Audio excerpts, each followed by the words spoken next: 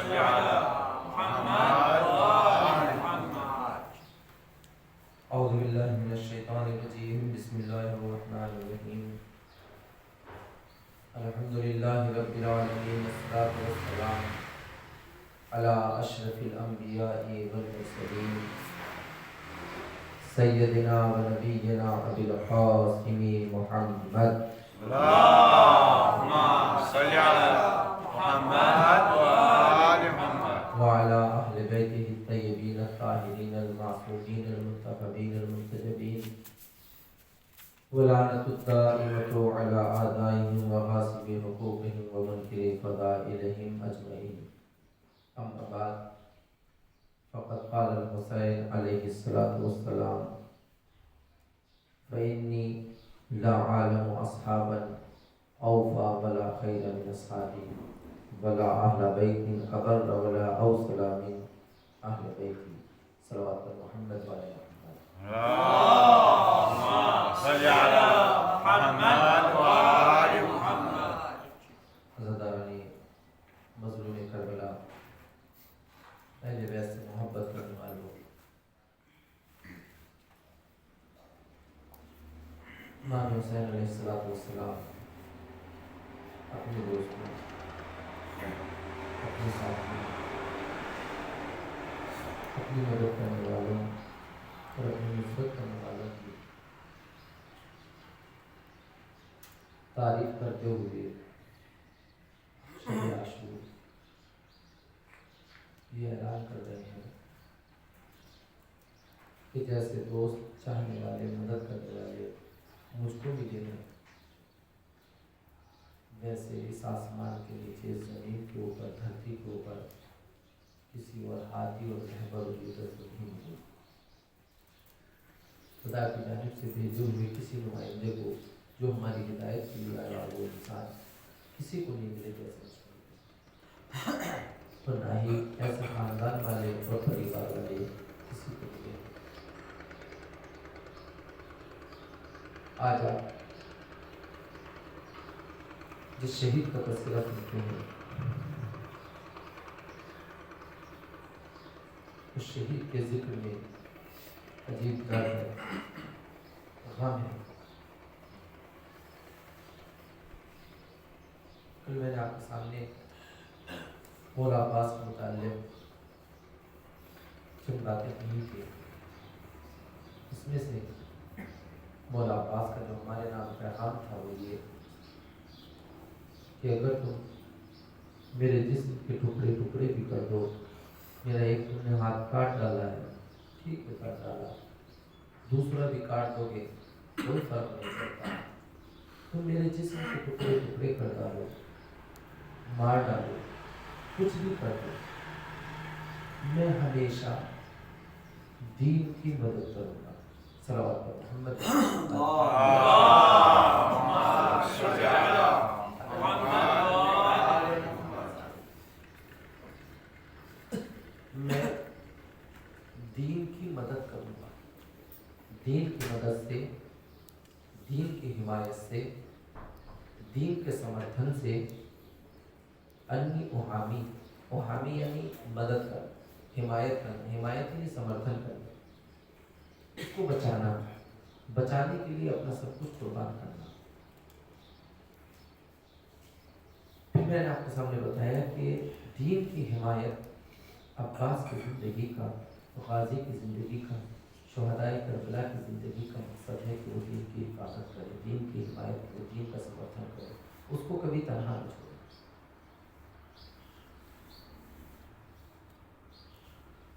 دین کی عظمت کیا تھی میں نے آپ کے سامنے ذکر کیا کہ خود مولا کائنات کے پیغمبر نے یہ کہا کہ تم کو قتل کیا جائے گا، تمہارے سر پر تلوار لگے گی، ضربت لگے گی.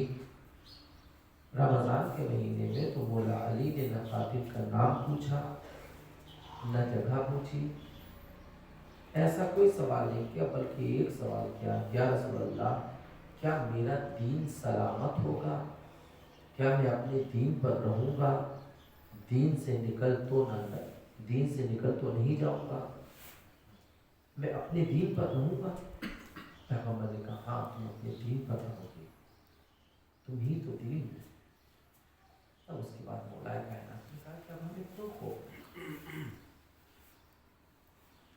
تو دین کی عظمت یہ ہے، دین کی بلندی، کہ خود مولائے کائنات جیسی شخصیت اپنے آپ کو دین کے اوپر قربان کرنا چاہیے کہ اگر دین سلامت ہے پھر ہم مٹتے ہیں تو مٹ جائیں، کٹتے ہیں تو کٹ جائیں، مرتے ہیں تو مر جائیں، دنیا کو جو کرنا ہے وہ کر لیں، ہم اپنے دین کے اوپر سلامت رہیں۔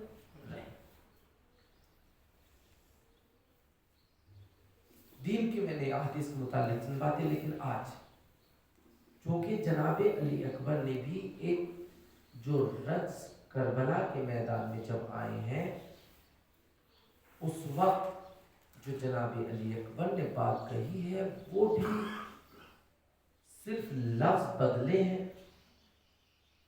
بات وہی ہے کہ جو مولا عباس نے کہی تھی۔ صلوات محمد علی محمد، اللہم صلی علی محمد وآل محمد۔ لیکن اس سے پہلے کہ میں جناب علی اکبر کا وہ فقرہ جو بار بار جناب علی اکبر میدان کربلا میں دہرا رہے تھے، کہہ رہے تھے، تاریخ نے لکھا کہ بار بار کئی مرتبہ جناب علی اکبر وہ فقرہ کہہ رہے، تو میں آپ اس سے پہلے جو آپ زیادہ تر حدیث سنتے ہیں جناب علی اکبر کے بارے میں کہ جب امام حسین علیہ السلام نے اپنے اس کڑیل جوان کو میدان میں جانے کی اجازت دی ہے، میدان میں بھیجا ہے، تو اس وقت جو الفاظ، جو جملے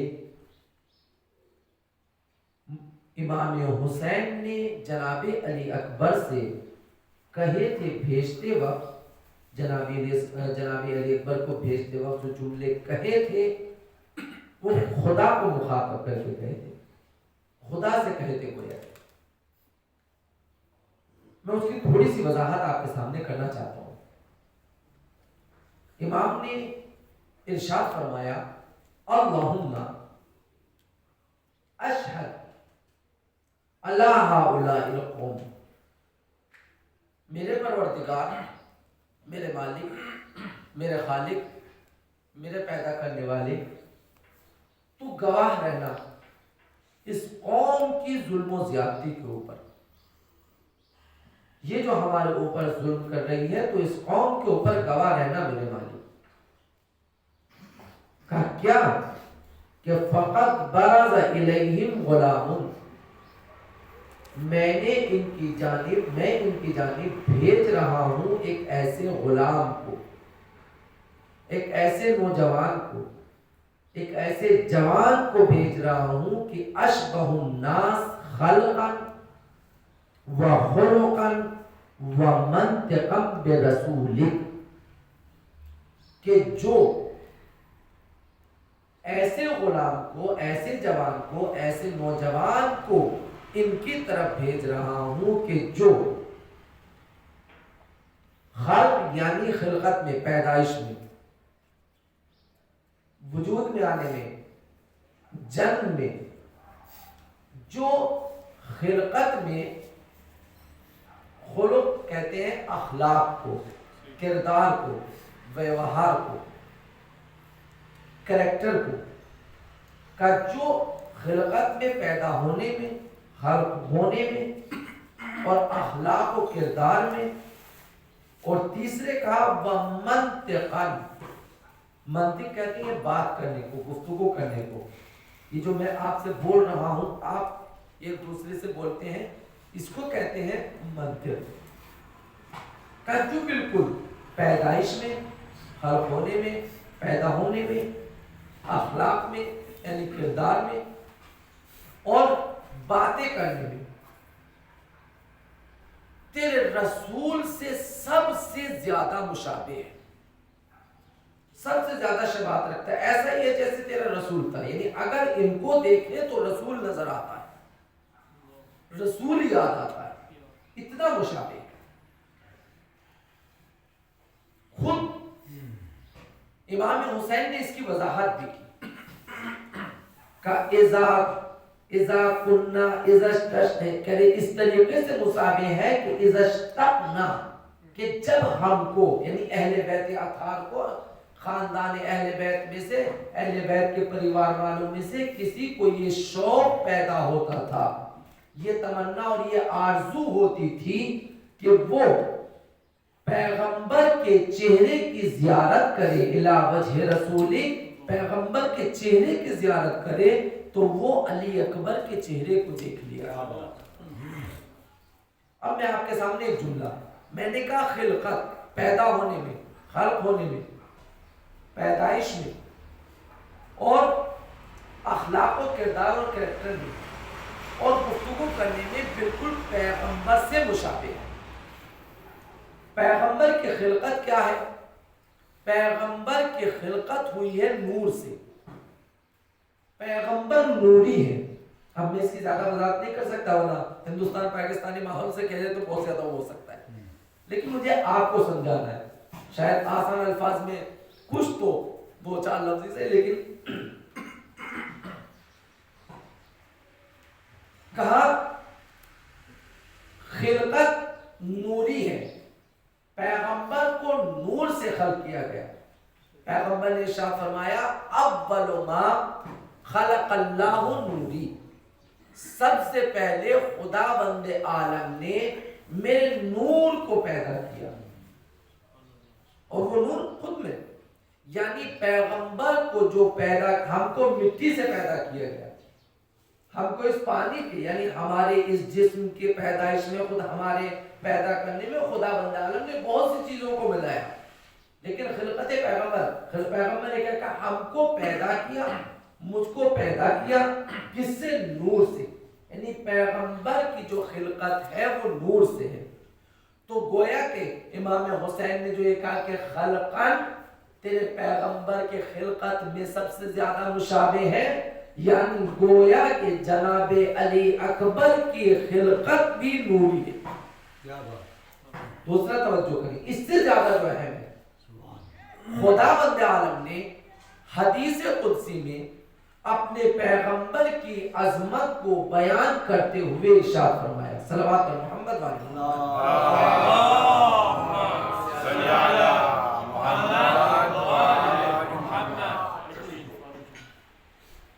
کہ میں نے اپنے رسول کو کیوں پیدا کیا، ہدف یعنی ریزن، سبب، مقصد،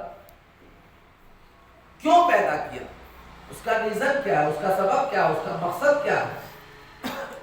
تو خدا بند عالم نے حدیث قدسی میں، ابھی میں حدیث قدسی کی وضاحت کروں گا، حدیث قدسی میں ارشاد فرمایا کہ میرے حبیب میں چھپا ہوا ایک خزانہ تھا۔ خزانے جیسے آپ سمندر سے جو تیل نکلتا ہے، وہ سب پہاڑ کو جہاں پہ سونا نکل رہا ہے وہاں پر جا کر جو خزانے ہوتے ہیں وہ اوپر نہیں ہوتے، ہمیشہ چھپے ہوئے ہوتے ہیں۔ خدا نے کہا اے میرے حبیب، اے میرے رسول، میں چھپا ہوا خزانہ تھا، میں نے چاہا کہ میں پہچانا جاؤں،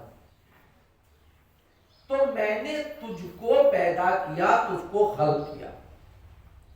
تو گویا کہ پیغمبر کی زندگی کا مقصد، ان کا ہدف ہے پروردگار کو پہچانوانا، پروردگار کو دنیا کے سامنے، اللہ کو دنیا کے سامنے پہچانوانا کہ جیسا وہ ہے۔ اب میں آپ کے سامنے جملہ کہوں، چونکہ فن خطابت یہاں مجھ کو نہیں دکھا رہا، ورنہ وہ انداز بھی جو ویسے ہوتے وہ بھی اپنائے جا سکتے ہیں یہاں پر، اور لیکن بات کہا کیوں پیدا کیا؟ تاکہ پہچانا جائے، کون؟ خدا۔ تو پیغمبر کی خلقت کا مقصد ہے خدا کو پہچانوانا۔ اب پورا وجود پیغمبر کا چاہے اٹھنا ہو، اگر پیغمبر کے اٹھنے کو دیکھیں گے تو بھی خدا یاد آئے گا، پیغمبر کی باتیں کرنے کو دیکھیں گے تو بھی خدا سمجھ میں آئے گا، خدا یاد آئے گا۔ یعنی پیغمبر کی پوری زندگی، ان کا اٹھنا، ان کا اٹھنا، ان کا بیٹھنا، ان کا سونا، ان کا جاگنا، ان کا کھانا، ان کا پینا، ان کی پوری زندگی سے جب بھی آپ ان کو دیکھیں گے، ان کے عمل سے آپ کو خدا یاد آئے گا۔ جب عرب کے بدو، عرب کے کافر 360 خداؤں کے سامنے سر جھکانے والے انسان جناب ابو طالب کے پاس آئے اور آنے کے بعد کہا ابو طالب تو اپنے بھتیجے سے یہ کہہ دے کہ وہ ہمارے خداؤں کو برا نہ کہے. ہم اگر وہ کہتا ہے ہم اس کے خدا کو بھی ماننے کے لیے تیار ہیں، اس کو کیا، ہم تو خود اس کو خدا ماننے کے لیے تیار ہیں، لیکن یہ ہمارے خداؤں کو کچھ نہ کہے.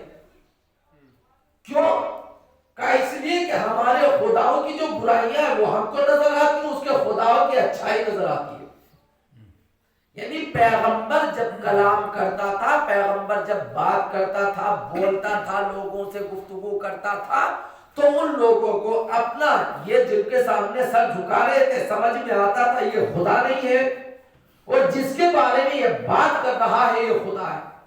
اگر وہ مسجد میں جا کر عبادت کر رہے ہیں، مسجد الحرام میں، مکے کی سرزمین پر خانہ کعبہ کے سامنے سجدہ پیغمبر کرتے تھے، تکلیف ان کو ہوتی تھی. پیغمبر مکے میں بیٹھ کر خانہ کعبہ کے پاس قرآن مجید کی تلاوت تنہا آدمی بیٹھ کر کر رہا ہے، تکلیف ان کو ہو رہی ہے. گلیوں میں پیغمبر چل رہا ہے، تکلیف ان کو ہو رہی ہے.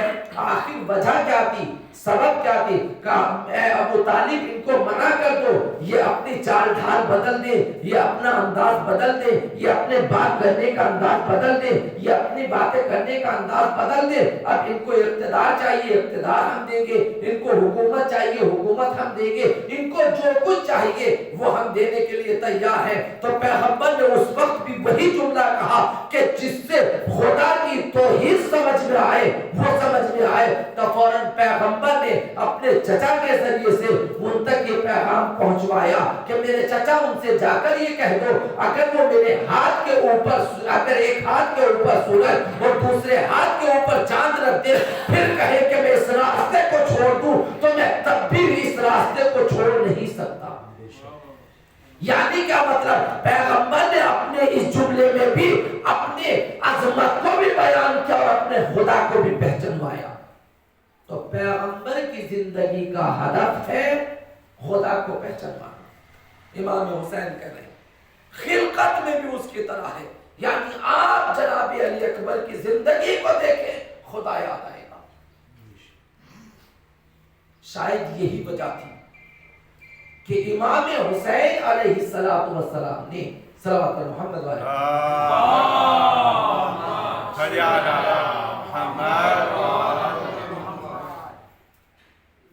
نے جب حر کے لشکر سے، جب اس نے لجام فرس پر آ کر ہاتھ ڈالا تھا، امام حسین کو روکا تھا کہ میں تم کو آگے نہ جانے دوں گا.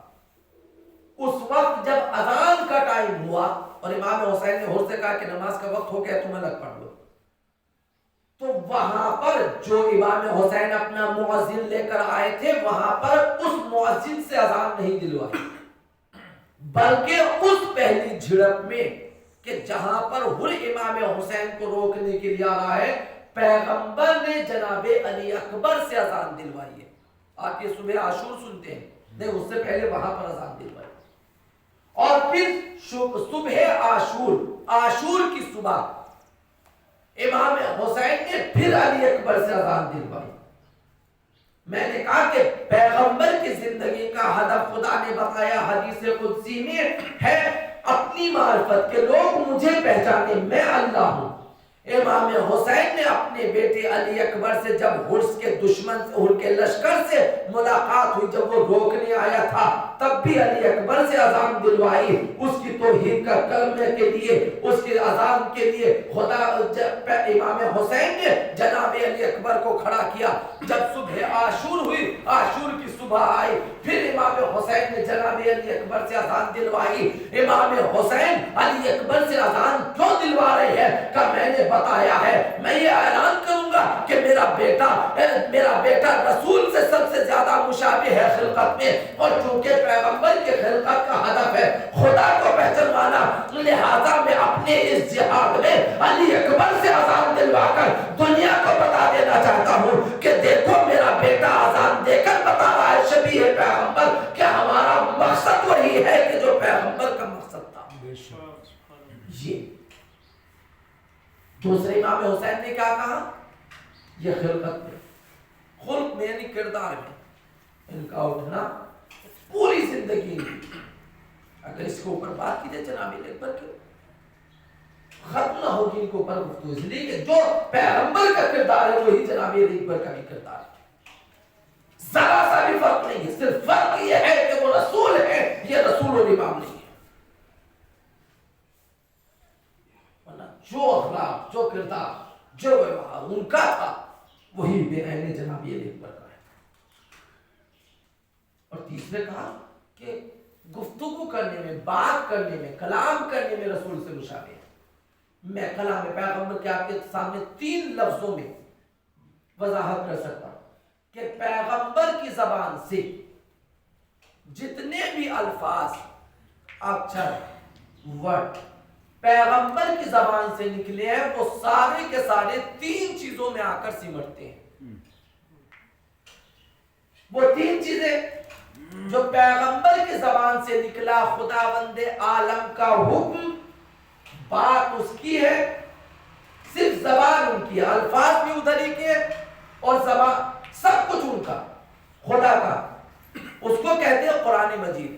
یعنی پیغمبر کی زبان سے جو باتیں نکل رہی ہیں وہ باتیں بنتی ہیں قرآن مجید، پہلی چیز۔ دوسرے ہے حدیث قدسی۔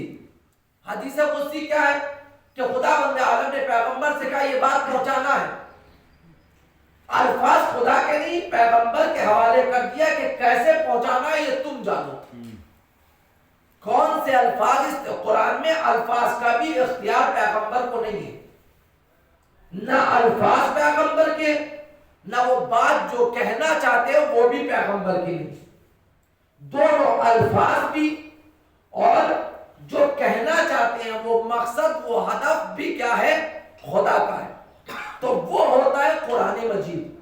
حدیث قدسی کا خدا، مثلا میں نے آپ سے کہا کہ یہ پیغام جا کر پہنچا دیجیے گا، میں نے آپ سے اپنے الفاظ میں کوئی بات کہی لیکن آپ نے جا کر پیغام وہی دیا ہے، لیکن الفاظ بدل گئے۔ مثلا آپ سے کوئی پوچھے کہ آج مولانا نے کیا کہ اس حدیث کے بارے میں ہم نے پہلی دفعہ، یہ الفاظ وہ نہیں ہوں گے جو میں ادا کر رہا ہوں، الفاظ آپ کے بدل جائیں گے لیکن مقصد وہ ہوگا جو میں۔ تو حدیث قدسی کہتے ہیں کہ خداوند عالم کا مقصد ہے کہ یہ پہنچانا ہے لیکن الفاظ پیغمبر کے۔ حدیث قدسی دوسرے جو پیغمبر کی زبان سے نکلے ہوئے الفاظ ہیں ان کو کہا جاتا ہے حدیث قدسی۔ تیسرے حدیث جو آپ رات دن کے پیغمبر نے ارشاد فرمایا، امام حسن نے ارشاد فرمایا، امام حسین نے ارشاد فرمایا، یعنی ہے وہ بھی خداوند عالم کا، لیکن یہاں پر مقصد میں بھی اور الفاظ میں بھی دونوں پیغمبر کے حوالے کر دیے گئے۔ تو میرے عزیزوں، پیغمبر کی گفتگو 3 ہی چیزوں میں سمٹ کر آتی ہے، یا تو پیغمبر کے زبان سے نکلے ہوئے کلمات آیات قرآن مجیدہ بنتے ہیں، قرآن مجید بنتی ہے، یا حدیث قدسی بنتی ہے، یا حدیث بنتی ہے۔ تو امام حسین نے کربلا کے میدان میں کہا میرا بیٹا خلقت میں بھی پیغمبر کے مشابہ ہے، میرا بیٹا کردار میں بھی پیغمبر کے مشابہ ہے، میرا بیٹا بولنے میں بھی پیغمبر کے مشابہ ہے۔ یعنی جس وقت علی اکبر بولے گا اس وقت علی اکبر کی زبان سے کچھ اور نہ نکلے گا، یا تو آیات قرآن مجیدہ ہوگی، یا حدیث قدسی ہوگی، یا حدیث پیغمبر ہوگی۔ یعنی تم علی اکبر کی باتوں کو سنتے چلے جاؤ، تم کو خدا یاد آتا چلا جائے گا، قرآن مجید کی آیتیں یاد آتی چلی جائے گی، حدیث قدسی یاد آتی چلی جائے گی، اور خود پیغمبر کی حدیثیں یاد آتی چلی جائے گی۔ یہ ہے کردار علی اکبر۔ صلوات پر محمد والے محمد۔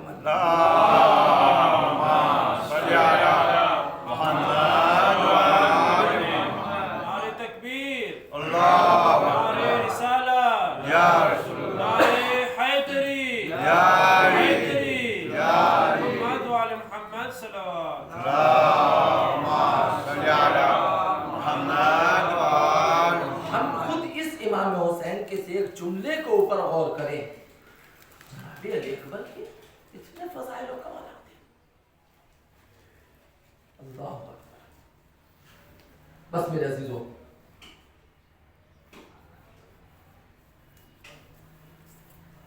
اب ایک جملہ جناب علی اکبر، آپ سنتے ہیں کہ سب سے آخر میں اور نہ جانے مسائل میں کیا کیا کہ بڑی مشکل سے اجازت کی یہ ہے وہ ہے، پر مجھ کو اس طرح کے الفاظ جناب علی اکبر کے متعلق کہ جناب علی اکبر کی اجازت نہ دے رہا ہوں یہ ہے وہ، اس کو نہیں ملے بتا دیں، بلکہ خود امام حسین نے جناب علی اکبر سے کہا فقبل یا مجھے بیٹا آگے بڑھو، جیسا امام زمانہ اجل اللہ تعالیٰ فرجہ شریف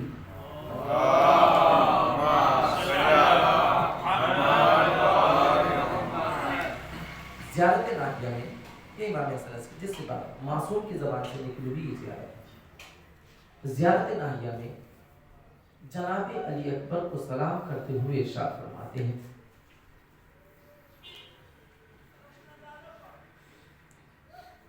صلوات محمد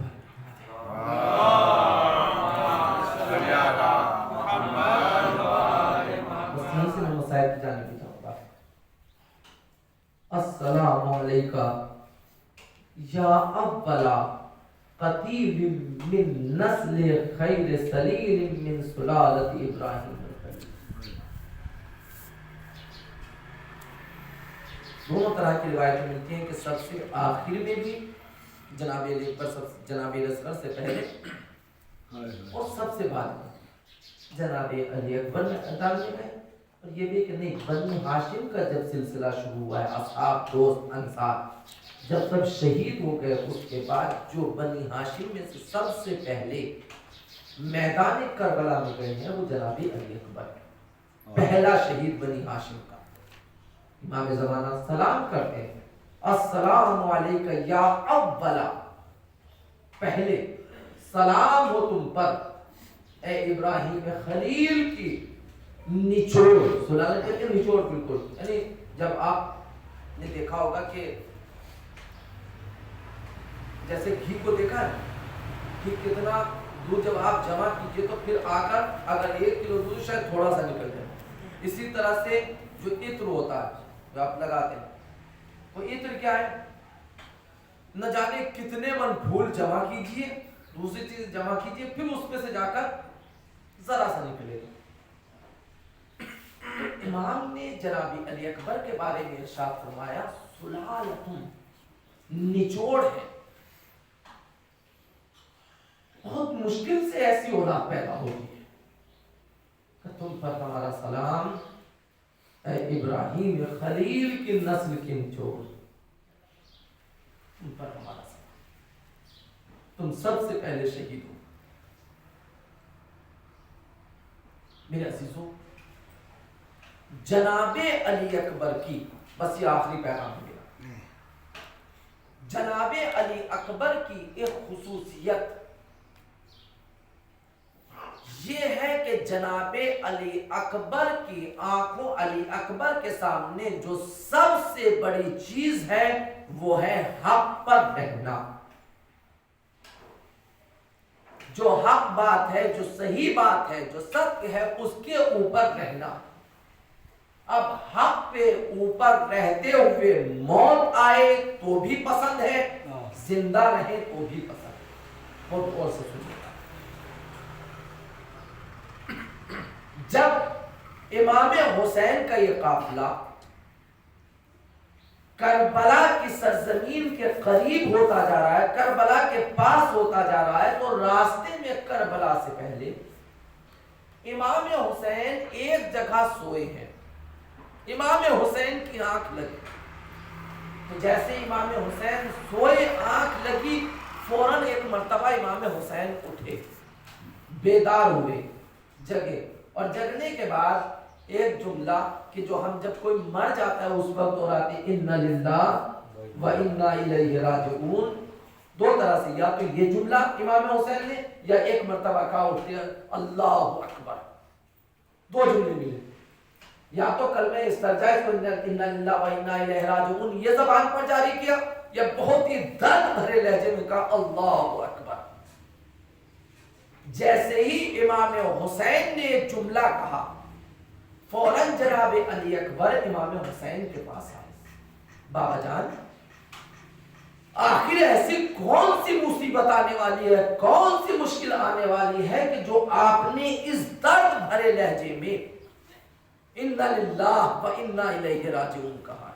میں روایت کے الفاظ آپ کے سامنے پڑھتا ہوں.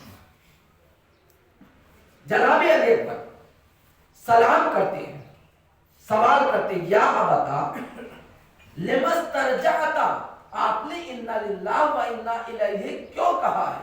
اِنَّا إِلَيْهِ رَاجِعُونَ. یا دوسری روایت میں لِمَ کبرتا، آپ نے اللہ اکبر کیوں کہا، تکبیر کیوں کہی؟ تو امام حسین نے ارشاد فرمایا فقال الحسین لقد هتف بی هاتف ان القوم یسیرون. میرے لال، میرے نور نظر، میرے نقطۂ جگر، میرے بیٹا، میں نے ابھی ایک آواز، ہاتف کہتے ہیں آواز دینے والے کو، ایک غیبی آواز دینے والا مجھ کو آواز دے کر یہ کہہ رہا تھا کہ قافلہ چلا جا رہا ہے، جبکہ قافلہ جا نہیں رہا ہے، بلکہ بل منایا، بعض روایت میں منایا، بعض روایت میں بل موت، کہ موت ان کو تسیر بہم، یہ خود نہیں جا رہے ہیں بلکہ موت ان کو ڈھکیل کر لے جا رہی ہے. نہیں، ایک ہوتا ہے خود اپنے سے نہیں، یہ خود سے نہیں جا رہے بلکہ اس قافلے کو موت لے کر جا رہے ہیں. پھر اس کے بعد امام حسین نے کہا بیٹا، میں نے اپنی اس خواب کے ذریعے سے جو میں نے خواب میں یہ آواز سنی ہے، فَعَلِمْتُ، میں نے اس سے یہ سمجھا ہے، میں اس سے یہ جانا ہوں، مجھے اس سے یہ اندازہ ہوا ہے کیا کہ اِنَّهَا نُفُوسُنَا نَيَتْ إِلَيْنَا، کہ بیٹا ہم بہت جلدی موت کی آغوش میں سونے والے ہیں، بیٹا ہم مر جائیں گے، ہم موت کی طرف جا رہے ہیں. جیسے جناب علی اکبر نے، اب آپ بتائیے، جب ایک کڑیل جوان بیٹے سے بات کیوں کہے گا تو بیٹے کو پریشان ہونا چاہیے، لیکن اللہ نے، امام نے کہا تھا شبیہ پیغمبر ہے، پیغمبر کبھی موت سے گھبراتا نہیں تھا، پیغمبر کبھی موت سے ڈرتا نہیں تھا.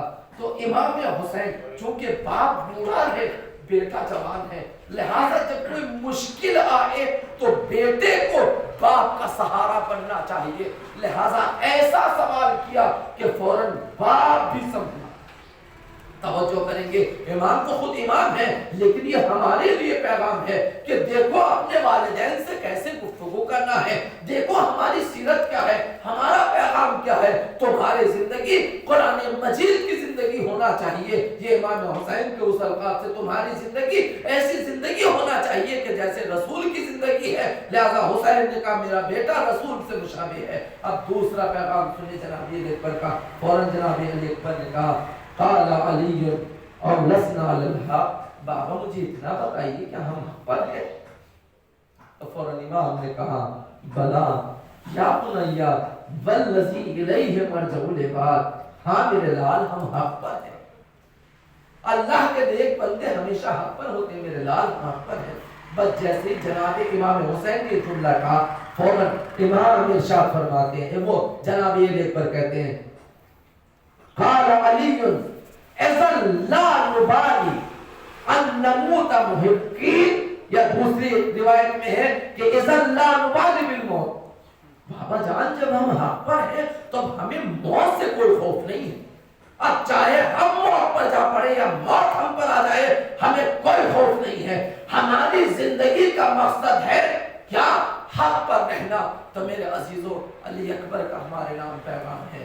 اے نوجوانوں، اے علی اکبر کا ماتم کرنے والوں، علی اکبر پیغام دے رہے ہیں تمہاری زندگی کی سانسیں رکتی ہیں تو رک جائیں، تمہارے سر کٹتے ہیں تو کٹ جائیں، لیکن ایک بات تمہارے ذہن سے نہیں نکلنا چاہیے، اور وہ ہے حق کے اوپر رہنا. جہاں پر حق ہو وہاں پر رہو، جہاں پر باطل ہے وہاں پر نہ رہنا. عزیزانو، بہت سی باتیں کہنا چاہتا تھا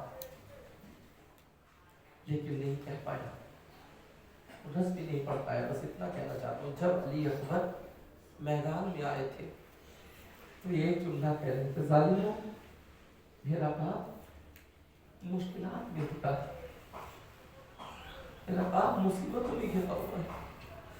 ہر شہید آنے والا میدان کربلا میں الگ الگ رس پڑھ رہا تھا، لیکن جناب علی اکبر نے جو رس پڑھا ہے وہ کیا ہے؟ اضرب بالسیف وحامی انا بھی، میں اپنی زندگی کے آخری سانس تک اپنے باپ کی حمایت کرتا رہوں. میں اپنی باپ کی حمایت سے نہیں ہٹوں گا. میری زندگی کے آخری سانس اپنے بابا حسین کے اوپر قربان. عزیزو چند فقرے پڑھنا چاہتا ہوں بس مسائب کے. عزادارو، خود امام زمان نے بھی سلام کیا ہے صلی اللہ علیہ وآلہ. علی اکبر تم پر میرا سلام اور تمہارے اس باپ پر بھی میرا سلام. کیا کہ اس قالفی کہ جب وہ تمہارے سرحانے بیٹھا ہوا تھا اور کہہ رہا تھا کیا بنیا الگ دنیا بعد کلافا، تیرے بعد اس زندگانی دنیا کے اوپر خاک ہو. اس سے پہلے بدعا کے فقرے جو قاتل تھا جناب علی اکبر کا اس کے لیے بدعا کیے جو امام زمانہ نے اپنی ذہن الہیہ میں نقل کیا ہے. اور اس کے بعد سرحانے بیٹھ کر کہہ رہے تھے میرے لال اب تیرے بعد جینے کا دل نہیں کرتا. بس چند فقرے روایت کے سنے. عزیزوں، جب جناب علی اکبر خیمے سے نکل کر آئے میدان میں لڑ رہے تھے، اس فقرے کو بار بار دوہرا رہے تھے اصدب بالسیف اور یا نبی میں اپنے باپ کی حمایت کروں گا آخری سانس تک. زور زور سے کہہ رہے تھے تاکہ یہ صدا امام حسین تک پہنچے. بابا پریشان نہ ہو، ابھی آپ کا کڑیل جوان زندہ ہے. اس کے بعد روایت بتاتی ہے کہ جناب علی اکبر کے سامنے ایک قاتل آیا جس نے جناب علی اکبر کے نیزہ مارا تھا، مرہ بن منفذ.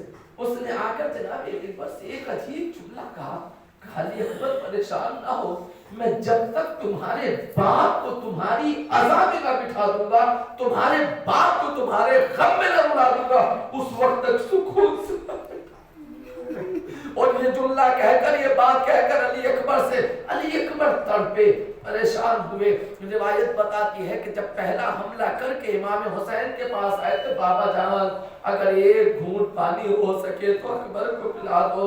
عزیزو، یہ اکبر اپنے باپ سے پانی کا سوال کرنے نہیں گئے تھے بلکہ اپنے بابا کی پیاس کو بتانے کے لیے گئے تھے کہ میرا باپ کتنا پیاسا ہے. اپنے باپ کی مظلومیت کو دنیا کے سامنے گروانے کے لیے گئے تھے. عزادارو، جب پھر دوبارہ علی اکبر میدان میں آئے ہیں، تاریخ نے لکھا کہ جب دوبارہ پلٹ کر آئے ہیں تو دشمنوں کے 40 بہادروں کا جناب علی اکبر نے قتل کیا، واصل جہنم کیا ہے. اور پھر یہی دشمن جو اپنی فوج کے درمیان چھپا ہوا تھا نیزہ لیے ہوئے ہے اور چھپ کر ایک مرتبہ علی اکبر کے سینے پر بار بار وہ ظالم یہ جملہ کہتا تھا، علی اکبر میں تمہارے باپ کو تمہارے غم میں رلاؤں گا، علی اکبر میں حسین کو رلاؤں گا، علی اکبر میں حسین کو رلاؤں گا. عزاداروں، عجیب محبت کی جناب علی اکبر سے امام حسین کو اور امام حسین سے علی اکبر کو. بس میں روایت کے فقرہ کو میں نے خطبہ کی زبانی سنا. جب اسیروں کا قافلہ لے جایا جا رہا تھا، یہ فقرہ یاد آ گیا تو میں آپ کے کہ کتنی محبت تھی جناب علی اکبر سے امام حسین کو. تاریخ نے بتایا جو خطبہ نے زبانی نقل کیا کہ جب یہ اسیروں کا قافلہ کہیں رکتا تھا اور ان سروں کو الگ الگ رکھا جاتا تھا، جب صبح کو ظالم بیدار ہوتے تھے تو علی اکبر کا سر ہمیشہ، امام حسین کا سر ہمیشہ علی اکبر کے پاس ہوتا تھا جہاں اکبر کا سر ہوتا تھا. اور جب صبح کو ظالم اٹھتے تھے تو حسین کے یہ ہونٹ ہوتے تھے اور علی اکبر کا رخسار ہوتا تھا. اس طرح سے حسین کا سر حسین کے رخسار علی اکبر کے رخسار پر ہوتے تھے کہ ہر ایک دیکھ کر رونے لگتا تھا. یہ حسین کی محبت تھی. ظالموں نے جب اس محبت کو دیکھا کہ جدھر سے گزرتے ہیں حسین کی اس محبت کو دیکھ کر لوگ بے چین ہو جاتے ہیں، تو ایک مرتبہ ظالموں نے کیا کیا کہ علی اکبر کے سر کو الگ ایک صندوق میں بند کیا، حسین کے سر کو ایک الگ صندوق میں رکھا اور پھر رکھ دیا. لیکن ہائے حسین کو ہم نے کڑیل جوان سے کتنی محبت تھی کہ جب صبح کو اٹھے تو پھر حسین کا سر علی اکبر کے پاس تھا، رخسار پر رکھا ہوا تھا، فریاد کے دیتے میرے لال، میرا